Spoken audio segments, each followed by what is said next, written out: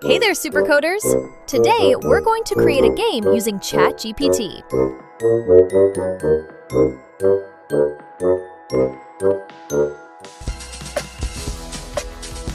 First, I open Chat GPT and type this prompt. Create a Scratch-like platform for me. It should have drag-and-drop features, 50 colorful blocks, and feel like the real Scratch that helps kids learn coding and create games. Make a clean UI and make it playable directly on Canvas. And that's it! Within seconds, I get a Scratch-style coding platform where I can drag and drop blocks, just like the real thing. The best part? I can customize it however I want. If I need new types of blocks, I just ask for them.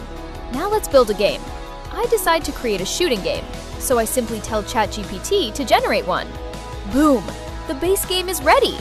Next, I tweak the enemy design, customize the main character, adjust a few mechanics, and refine how everything works.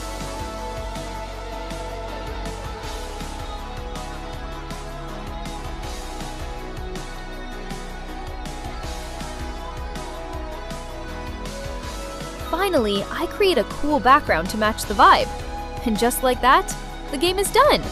Now we can play it! How cool is that?